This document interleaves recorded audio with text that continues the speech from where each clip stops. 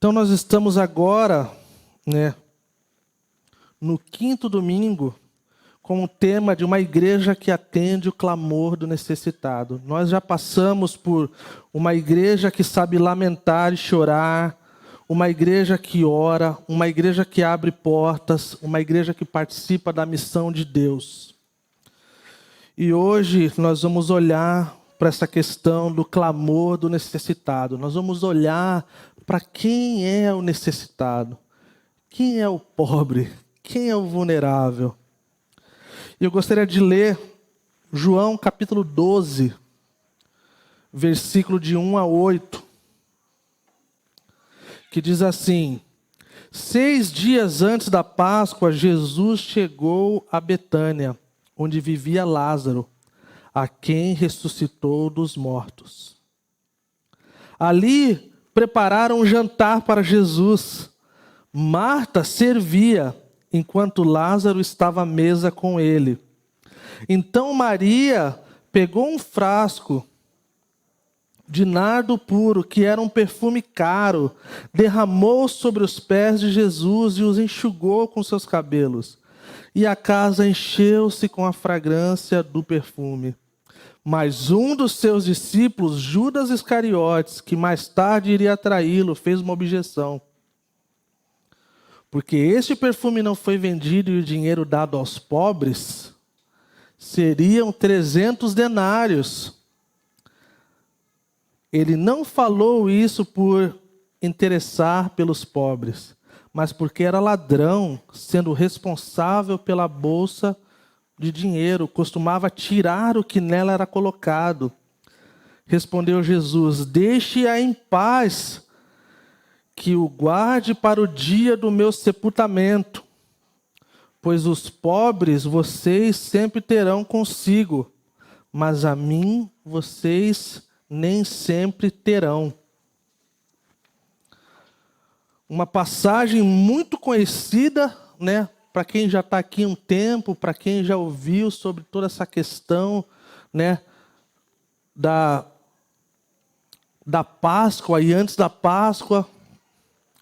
Então, só para a gente matar a saudade um pouquinho do estudo indutivo, a gente vai começar pela primeira parte, que diz assim, olha lá, as primeiras palavrinhas lá. 6 dias antes da Páscoa.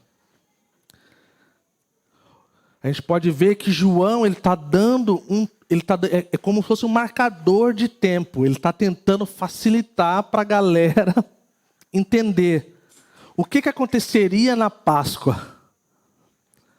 Ele está então dizendo assim: antes de Jesus ir para a cruz e morrer e ressuscitar, acontece essa situação.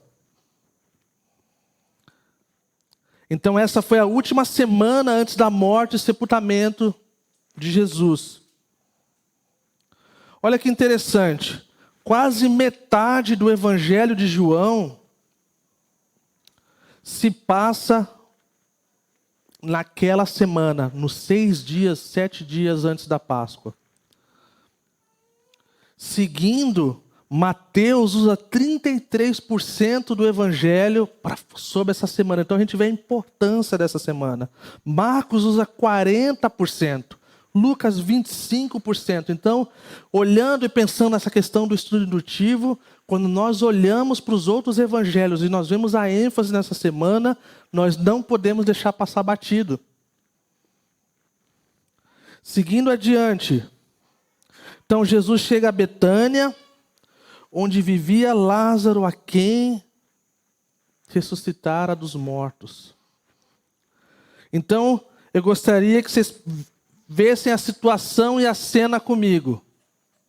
6 dias antes da Páscoa, 6 dias antes da crucificação. Estavam lá Jesus, Marta, Maria e Lázaro. Eles prepararam um jantar, ali prepararam um jantar para Jesus. Marta servia, enquanto Lázaro estava à mesa com ele. Então a gente vê que havia essa questão do jantar, esse tempo de mesa, essa questão da ceia, que era uma prática de Jesus e dos seus seguidores. Quando nós olhamos nós não vamos ler, mas só como referência em Mateus 26, versículo 6 e Marcos 14, versículo 3, nós podemos ter a ideia que parece que é a casa de Simão, conhecido como o leproso. Então a gente vê Marta como a anfitriã, né? Aquela que está encarregada do rolê, da ceia e da comida. Seus amigos estavam lá. Um homem havia sido ressuscitado dos mortos. Ele estava lá na mesa, olha a situação.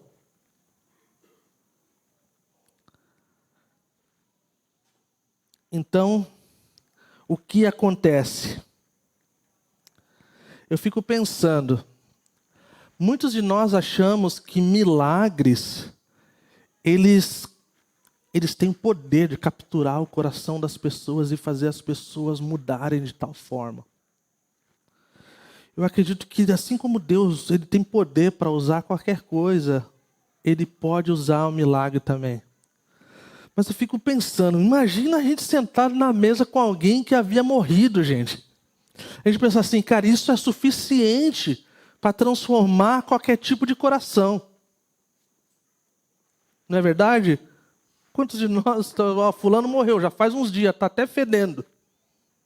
Esse é o cenário e o background de Lázaro. Jesus, já faz tempo, já está feia a coisa. E está esse homem sentado com seus amigos. E aí, então, a gente segue adiante. Essa mulher, então, ela vem, ela pega esse frasco de nardo puro, né, versículo 3, que era um perfume caro, derramou sobre os pés de Jesus, encheu-se com a fragrância, a casa se encheu com a fragrância do perfume.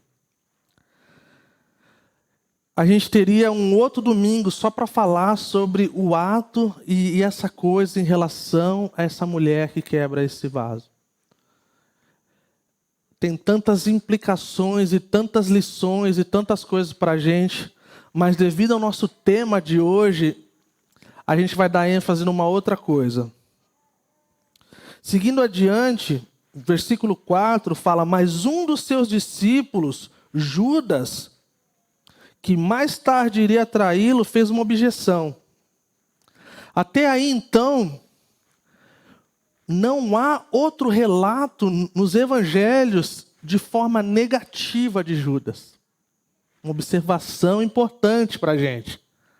Ele estava lá no meio dos 12, aparentemente tudo ok à vista de todo mundo. Jesus, nas escrituras, não o expõe como vai o expor dessa forma, hoje, nessa passagem. Existe uma coisa interessante acontecendo. Então, é dito que aquele que iria traí-lo, já começa por aí. Então, assim, a gente já está vendo como é que a coisa está indo. E olha a objeção que ele faz. Por que este perfume não foi vendido e o dinheiro dado aos pobres? Se parasse por aí, ia soar como uma coisa nobre, né? Ele segue adiante. E o dinheiro dado, seriam 300 denários. Como esse cara pensou rápido? Tem cara que mexe com dinheiro que é impressionante, né? Já viu aqueles caras trambiqueiros? Cara, os caras têm valor para todas as coisas, cara. Tem vendedor aí, cara, que é incrível. O cara te faz comprar coisa que você nunca vai usar, mas você volta para casa com o negócio que os caras te venderam, cara. O cara sabe de dinheiro. Ele falou, 300 denários, cara, um salário de um ano. Você fala, uau, interessante, né? Então aqui vem a exposição. Versículo 6. Ele não falou isso por se interessar pelos pobres, mas porque era ladrão. Imaginem a cena. Opa! Ele não falou isso porque ele estava preocupado, porque ele era ladrão. Imagina a cara de Lázaro, acabou de ressuscitar. Falou, pô, ressuscitei e vim comer com ladrão. Imagine Marta, sei lá o que ela tinha feito, um bolinho, um sanduíche, não sei, tipo assim, servir um ladrão, cara, na minha... Caramba. Sendo responsável pela bolsa de dinheiro, costumava tirar o que nela era colocado. Nós vemos Judas fazendo coisa errada desde o começo, nada visto aos olhos dos outros, mas se existe um que ninguém pode esconder, existe um que está em todos os lugares, sabe de todas as coisas. Ele é aquele que conhece o mais profundo, então ele vai e expõe o coração e a perversidade de Judas. Então Jesus segue adiante, deixa em paz. É tão lindo ver os outros relatos dos outros evangelhos desse evento. Deixa em paz. E aí ele segue adiante. Que o guarde para o dia do meu sepultamento. Jesus, desde quando ele chamou os seus discípulos, ele está prevendo que ele iria para a cruz. E toda oportunidade que ele teve para tentar falar e tentar indicar, ainda assim eles não entendiam. Aqui mais uma vez, o que ela está fazendo é como se fosse um ritual que é normal. Eles vão passar óleo no corpo. Eles vão deixar legal, você vai ter um sepultamento justo. Versículo 8, que é o que eu quero mais gastar tempo hoje.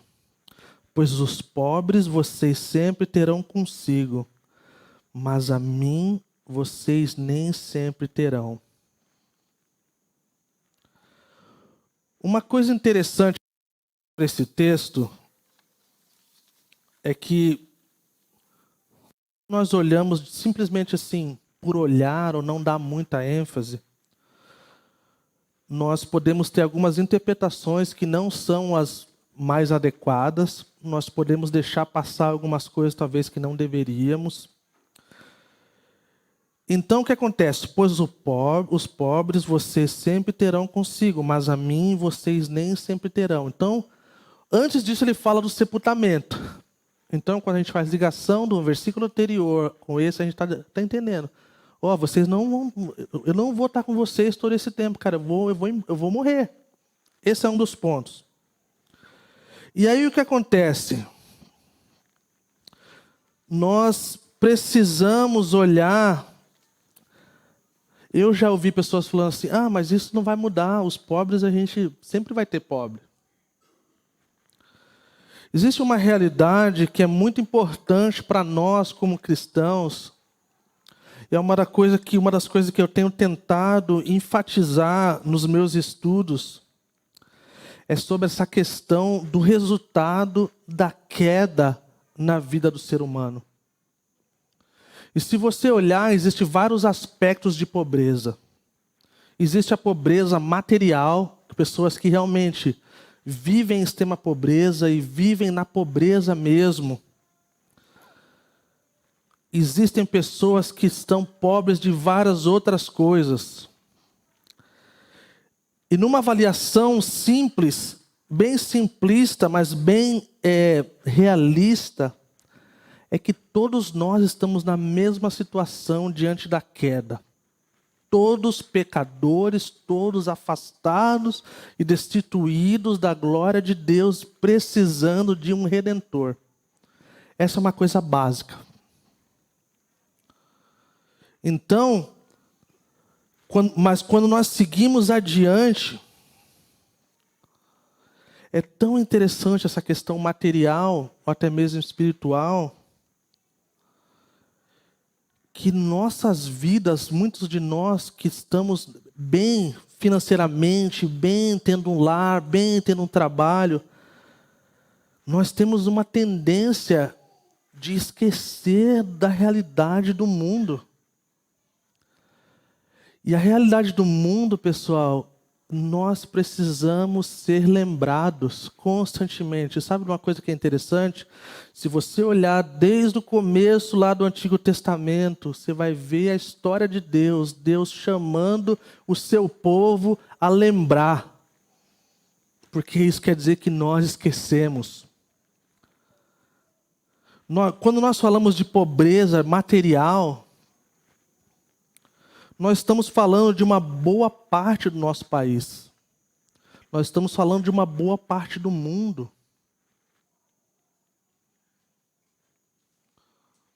Estamos falando aí de milhões de pessoas.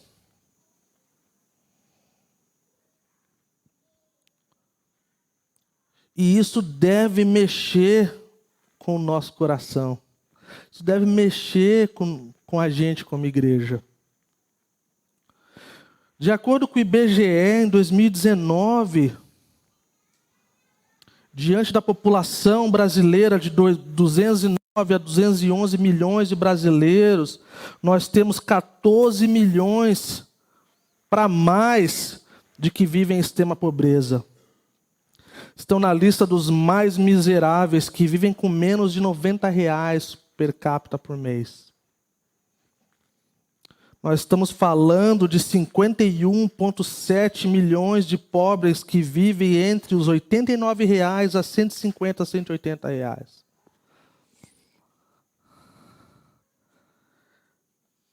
E a lista segue. E nós temos a tendência, então, de esquecer. Porque alguém orou algo um dia desses aí que mexeu comigo bastante. Eu creio que é uma oração que vai ser difícil eu esquecer. A oração foi assim: Senhor, o nosso problema não é a nossa dificuldade, mas é o nosso conforto, é o nosso bem-estar. Isso mexeu comigo. Porque muitos de nós, a maioria, estamos nesse lugar. Que o nosso problema não é a falta de, mas é ter. E se nós não tivermos uma perspectiva bíblica acerca disso, nós vamos ser uma igreja apática a uma boa parte da população da nossa cidade, da nossa nação e das nações. Então, quando nós olhamos para o ser humano, existem 4 relações que foram quebradas e destituídas com a queda. E qualquer lugar do mundo que você for, seja entre os mais pobres do mundo e os mais ricos do mundo, você vai encontrar esse 4 tipos de relação. É a relação que foi quebrada, a relação com Deus. Abriu um abismo entre nós e Deus. Adão e Eva andavam no jardim com o Senhor. Eles ouviam a sua voz. No final da tarde era aquela coisa linda. Eles não precisavam ter vergonha da sua nudez. Então houve a queda. Então a nossa relação com Deus foi rompida. Nós somos destituídos desse lugar de relação com Deus. Foi quebrada a nossa relação consigo mesmo. A nossa identidade foi deturpada.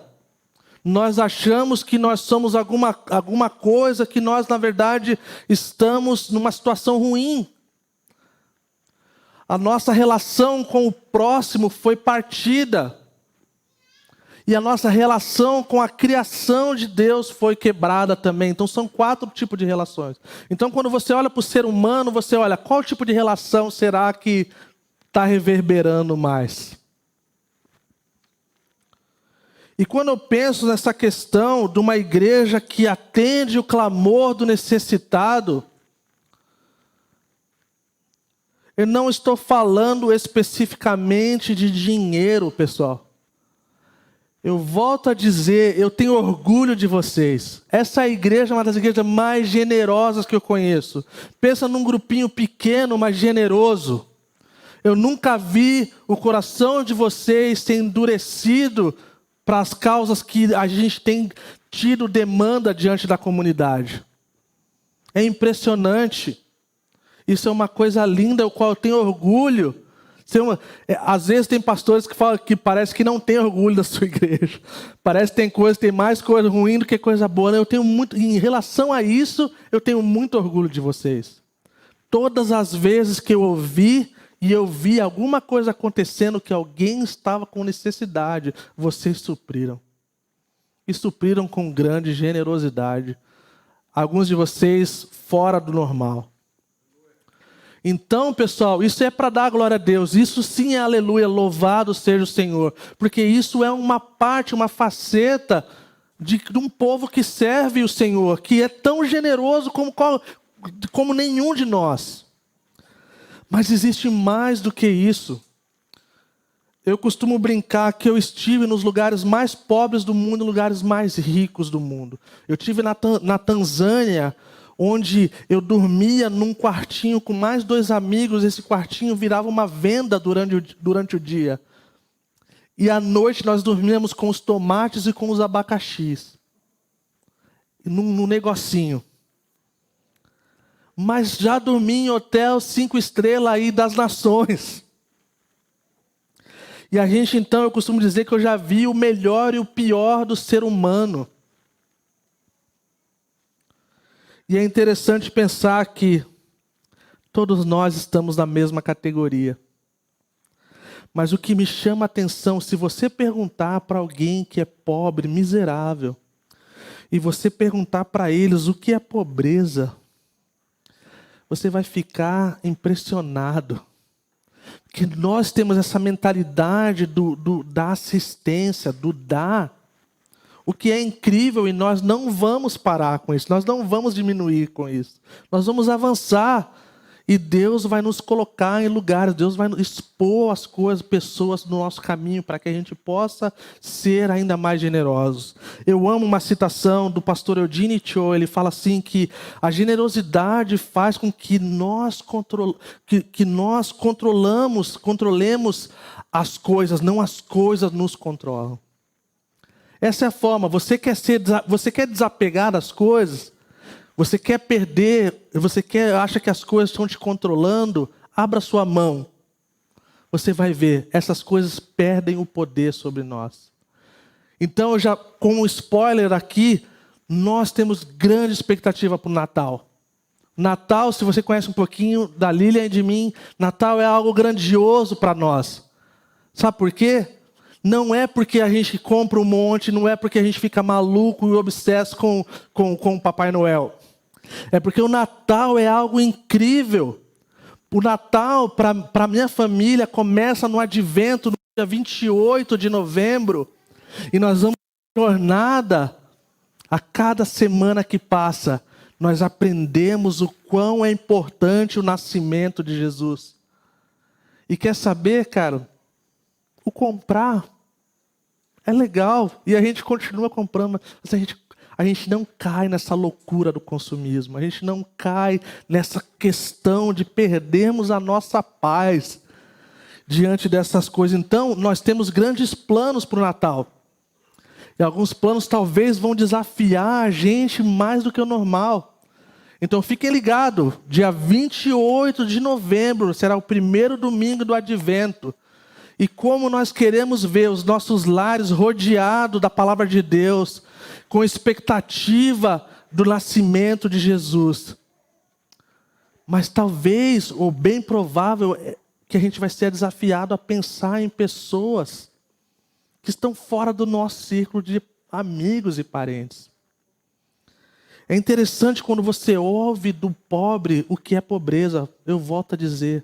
Você vai ouvir eles falando que é a humilhação, é a rejeição. Madre Teresa, ela falava que a pior doença, ela trabalhava com leprosos. Ela falou que a pior doença era a solidão. Você imagina alguém num estado de extrema solidão. Ninguém faz nada em meu favor. Provérbios fala que o povo de Deus deve ser a voz para aqueles que não podem falar. Em outras palavras, nós devemos amplificar a voz daqueles que têm a voz bem baixinha. É isso, nós jamais poderemos ser voz para ninguém. Mas nós podemos sim amplificar a voz daqueles que não são ouvidos. Nós estamos vendo, se nós formos adiante com a relação ao mal que nós temos visto no mundo, pessoal, a gente vai ver que o que nós temos como necessidade, às vezes nem são necessidades. Poucas vezes eu vi a Lília nervosa na vida, poucas vezes. Quem conhece a Lília, ela é um poço de paciência. Está um pouquinho fora do esquadro nesses dias aí, que as crianças estão... Orem pelas crianças, para elas terem um encontro com Jesus e facilitar para os pais. Tem sido a nossa oração.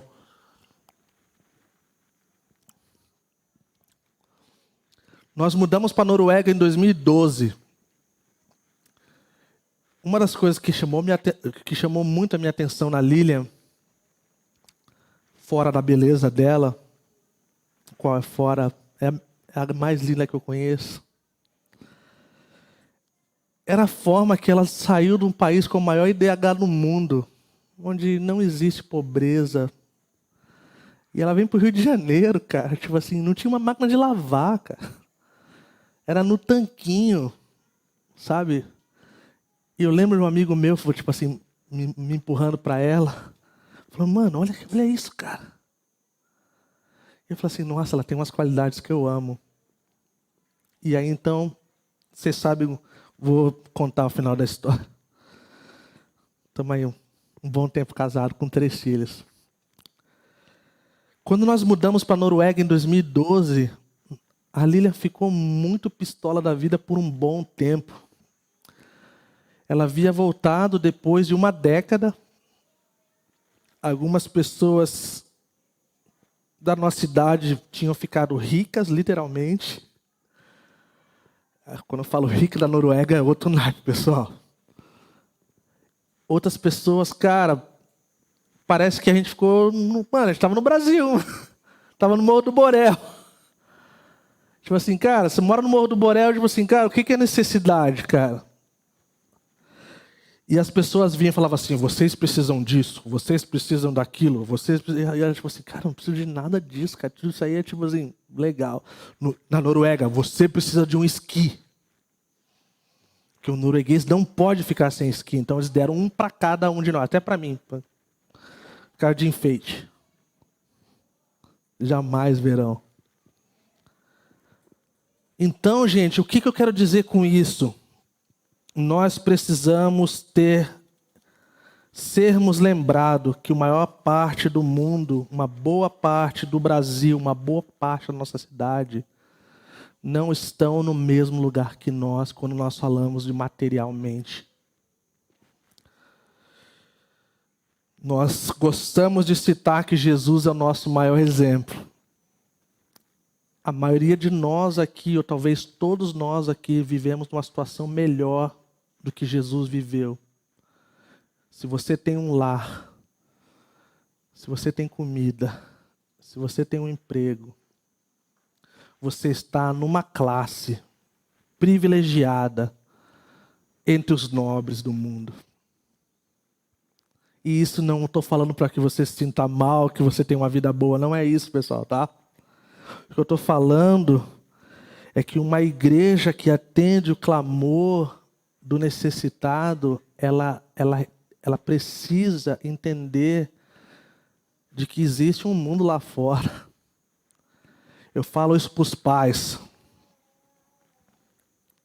Eu não tive o privilégio de esconder meus filhos do mundo lá fora. E jamais quero ter. Eu acho que quando nós tentamos proteger demais nossos filhos, ou até mesmo as nossas vidas, nós perdemos algo muito importante, que é esse tato com a realidade do mundo. E isso vai nos esticar, pessoal. Isso vai nos esticar. Nós vivemos dias de extrema loucura em todos os aspectos da humanidade. E se nós não prepararmos nossos filhos para serem capazes de viver a vida deles e tomarem decisões corretas, nós vamos falhar e nós vamos errar. Eu sei que para o brasileiro é difícil imaginar isso, mas meu filho vai fazer 12 anos, ele tem plano para sair de casa. Muito normal na Europa. Muito normal em muitos lugares. Afinal de contas, a mãe saiu com 17 ou 16, o pai saiu com 17, 18. Então, se eu não preparar o meu filho de 11 anos agora para sair de casa e morar na Europa com 16, 17 anos, parece loucura para alguns, mas é normal, ele vai encontrar uma parede, e essa parede vai sacudir todas as crenças dos pais. Eu nunca vou esquecer o dia, e toda vez que eu penso, eu tenho vontade de chorar, o dia que a gente estava no Camboja com a nossa família, e nós estávamos no tuk-tuk, né, que é o meio de transporte lá, e vieram 2 crianças descalças, e o Marcos, com 5 para 6 anos, falou assim: papai, posso dar meu chinelo para eles? Eu tenho um monte em casa. E eu falei assim: você pode, cara, você faz o que você quiser, você vai ficar o dia todo descalço. Ele falou: então vou dar. Abriu o sinaleiro, a moto foi embora, acabou que não deu, mas o coração dele estava entregue ali. Então, pessoal, pensando nesse texto, o pobre sempre estará com vocês. Nós vivemos dias aqui até para falar sobre o pobre na igreja é difícil. São tantas coisas que é uma frase errada e a coisa desanda. Então já fica aqui o meu chamado à Calvary Curitiba, se preparando para o ano que vem. Se apeguem a esse livro. Mais do que qualquer outra paixão. Sabe de uma coisa? Jesus está citando, ou parafraseando, um dos livros mais antigos antes da sua própria vinda. Vamos abrir em Deuteronômio 15, versículos 7 a 11.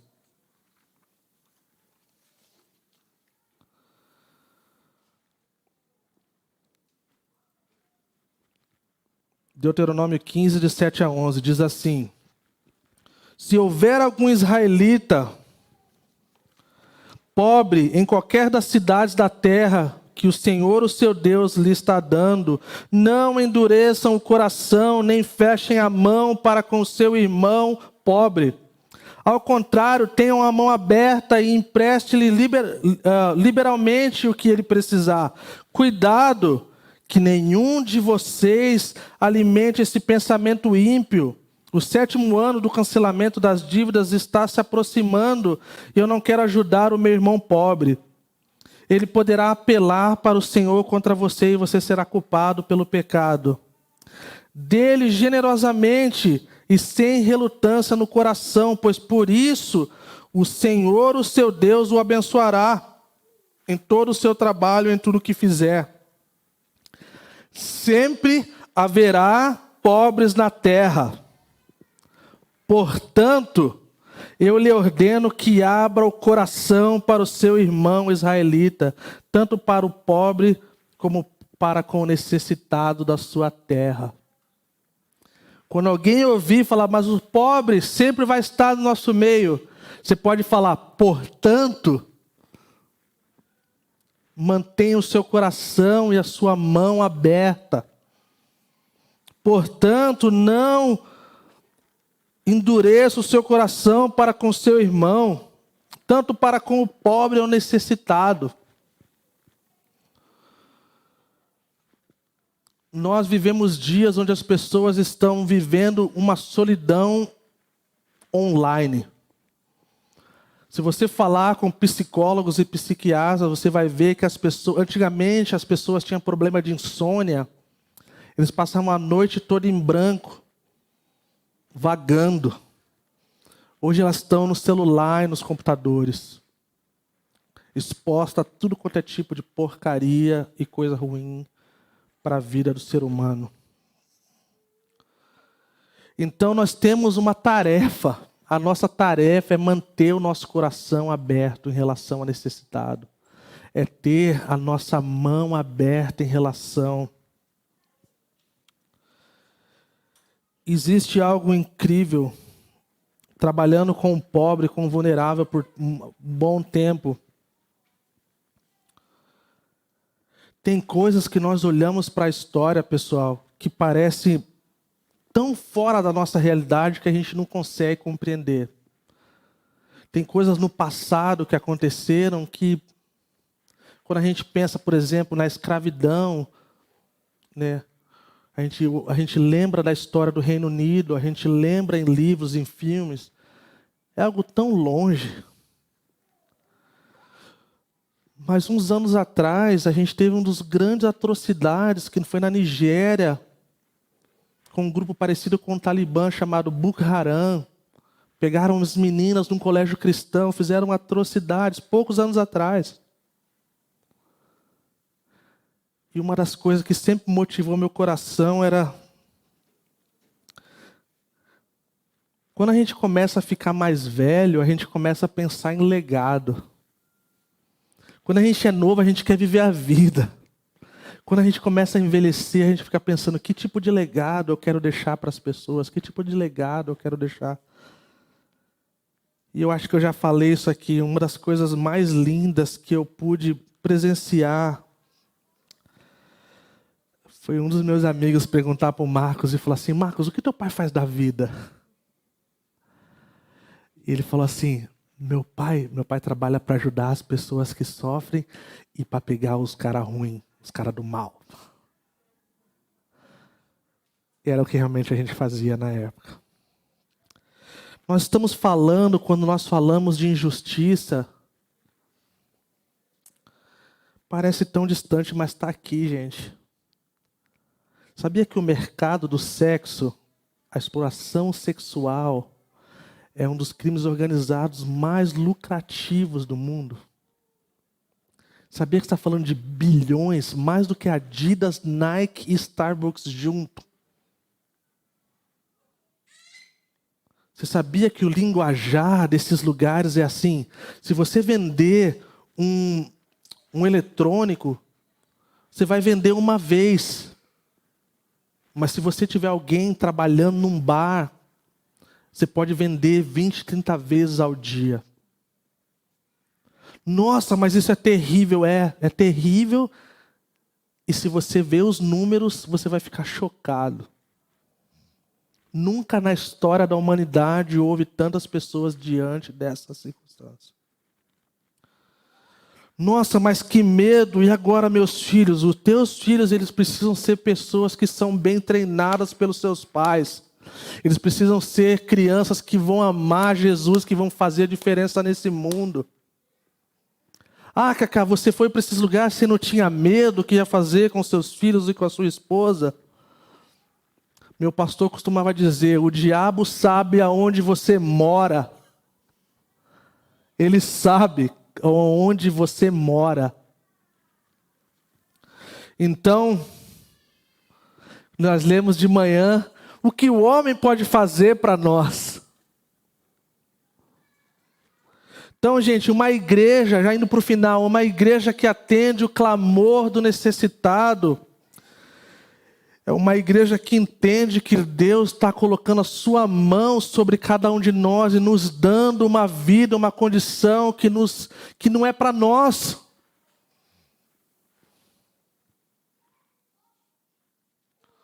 O John Piper fala numa conferência em 1999. Olha que eu era bem novo em 1999. E eu fui exposto a essa conferência. Muitos jovens, uma conferência chamada Passion, que mais marcou a minha vida. Eu tive a oportunidade de ir depois de adulto, eu e a Lília, estivemos em Interlagos, em São Paulo. Eu contei a história para vocês.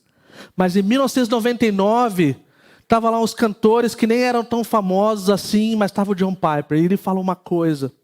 Ele fala sobre o gloriar na cruz de Cristo. Ele conta uma história de um jornal, ele lê que a coisa mais incrível da vida de um casal era aposentar e ir para uma praia, pro resto da vida ficar contando Como é que é o nome do negócio lá que pega na praia? Conchas.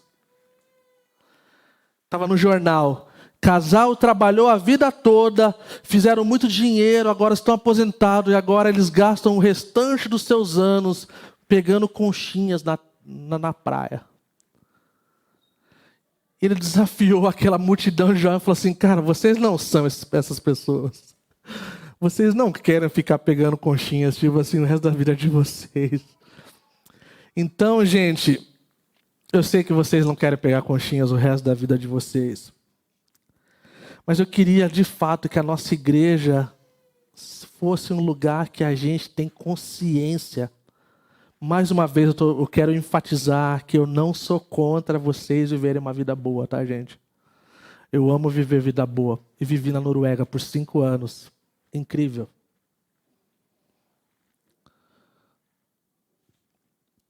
Mas que a gente possa lembrar que nessa cidade tem gente que talvez não vive tão bem quanto a gente. Que a gente possa lembrar que na nossa comunidade possa ter pessoas que talvez não vivam tão bem assim quanto a gente. Tem uma coisa que me deixa muito chateado com a classe média alta. É você reclamar de coisas que nem... chega a ser dolorido. A gente pode reclamar? A gente pode. Só não dá um ar de que isso é algo tão importante e necessário para a nossa vida. Porque não é. Entendeu? Isso, na verdade, se chama problema de classe média alta. Sofrimentos de classe média alta. Quando nós olhamos para a nossa comunidade ela é tecida do diferente. Ela é tecida por coisas diferentes. Pessoas de vários estilos e formação. Isso torna a gente um lugar bonito, gente. Nós temos tudo quanto é tipo de pessoas aqui. E isso é incrível. Nós temos como regra para a gente, essa é uma coisa da Calvary, na verdade. Uma influência da Calvary. Ninguém na Calvary deixa de fazer algo por causa de dinheiro. Nunca. Nunca vai haver uma situação que, por exemplo, uma confraternização, um retiro, se eu ficar sabendo de alguém não foi por causa de dinheiro, eu vou ficar muito chateado. Porque nunca foi, a gente sempre abriu, a gente sempre teve isso, toda a história da Calvary. Isso é algo muito bom e eu admiro a Calvary em relação a isso. Indo para o final agora, vocês estão me entendendo, pessoal? Não é um negócio para fazer a gente se sentir mal. É para fazer a gente ter consciência de que, biblicamente, Jesus ele deu ênfase a essas coisas. É que, biblicamente, Jesus... Olha que interessante o relato daqueles caras que foram enviados por João Batista para perguntar acerca do Messias. Lembram disso? Lembram que Jesus falou para ele? Conta o que para João Batista? Vocês lembram? Os cegos estão vendo. Eu sempre tenho que vigiar para falar isso, para não falar coisa errada, os caras vão me zoar. Os cegos enxergam. O surdo ouve. Os coxos andam. Os mortos vivem. E o que mais? Vamos lá, pessoal.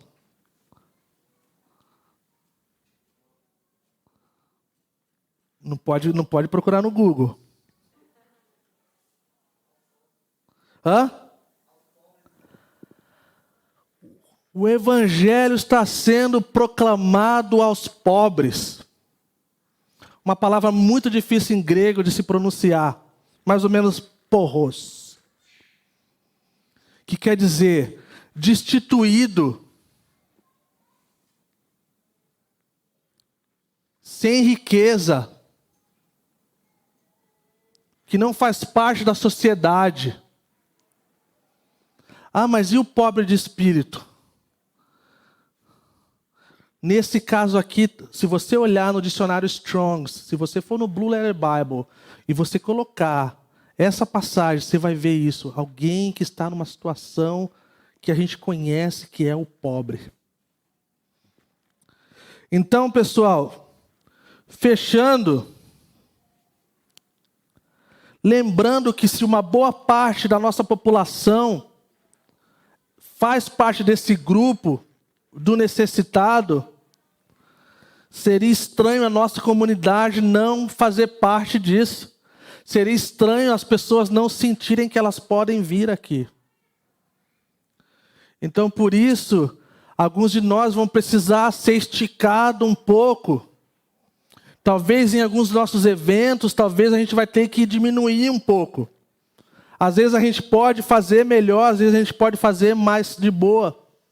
Isso mostra a coisa legal. O retiro dos homens é um dos retiros mais legais que eu já fui. É rústico. Tem arma. Opa, não pode falar? Pode? De pressão, pessoal. De chumbinho, tá bom? Sou contra a arma.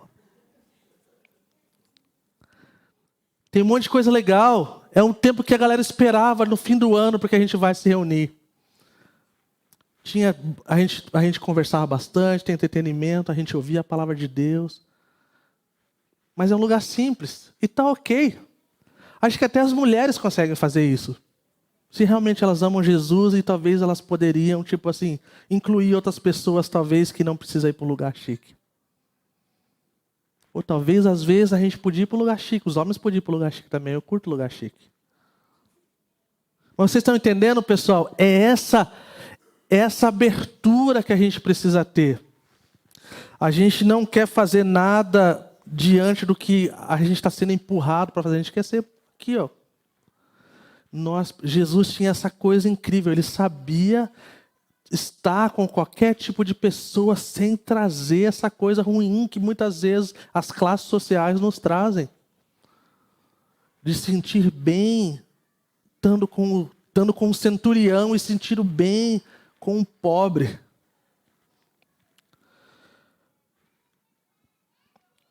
Nós podemos fazer algumas coisas que vão nos ajudar a recalibrar os nossos entendimento e coração acerca disso. Nós podemos sim, nós não devemos estar alienados com a causa do pobre.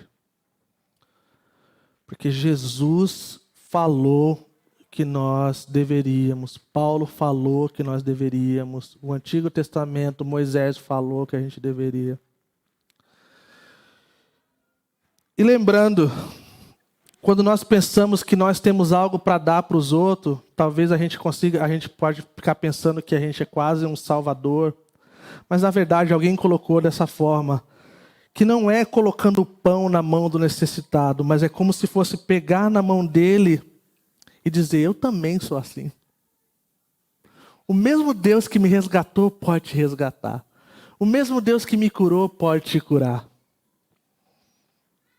Nós estamos no mesmo barco, só que de forma diferente.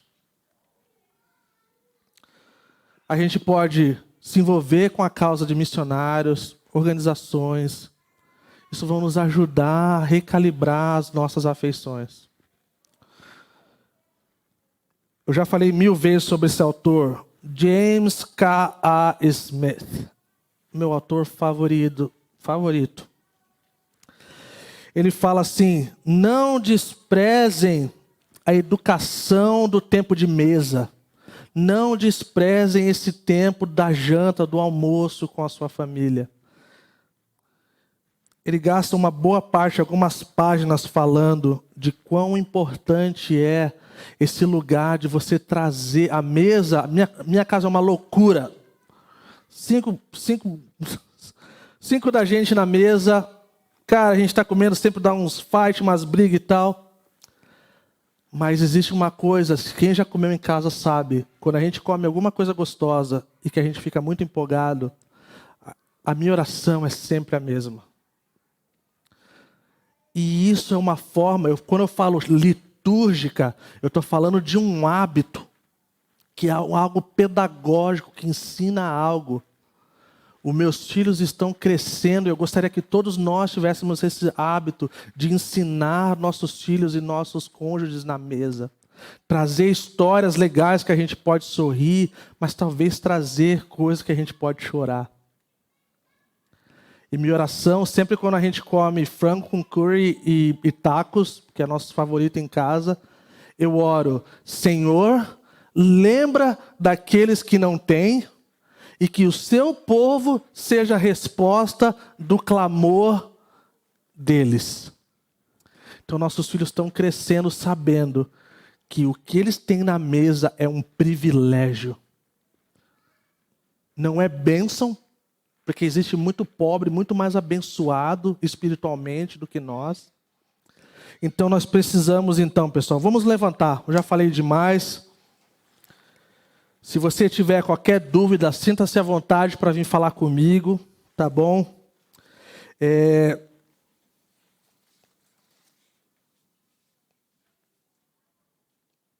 Eu sou um pobre miserável que está vivendo no meio de pobres miseráveis, redimidos por Jesus.